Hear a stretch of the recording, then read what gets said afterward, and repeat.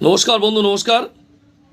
আপনারা নিশ্চয়ই হুমায়ুন কবিরের নামটা সবাই জানেন। হুমায়ুন সাহেবের উনি একজন এমএলএ ছিলেন। বর্তমানে ওনাকে রেস্ট্রিকেট করা হয়েছে পার্টি থেকে। তো হুমায়ুন বাবুকে আমার কিছু বলার আছে। হুমায়ুন বাবু, একবার ইতিহাসটা দেখুন। আপনি মসজিদ করছেন, খুব ভালো কথা, খুব ভালো কাজ, আমারও সমর্থন আছে, মসজিদ করুন। কিন্তু বাবরের নামে কেন? বাবর তো এই ভারতের মাটিতে কেউ ছিল না। সে তো একজন বিদেশি ছিল, অত্যাচারী ছিল।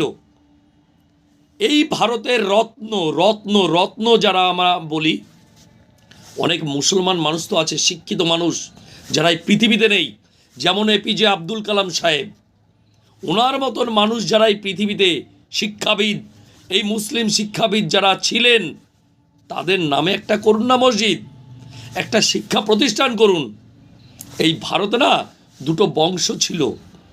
এক হচ্ছে যদু বংশ, যেটা শ্রীকৃষ্ণের, আর আরেক হচ্ছে রঘুবংশ। তাই বলে রঘুপতি রাঘব রাজা রাম, পতিত পাবন সীতারাম। আপনি মসজিদ করছেন, করুন, কিন্তু আমার এই ভারতের মাটির মুসলিম রত্ন রত্ন যে সমস্ত মানুষ ছিলেন না, এপিজে আব্দুল কালাম সাহেবের মতন, তাদের নামে করুন। খুব ভালো লাগবে, মানুষ জানবে। ধন্যবাদ।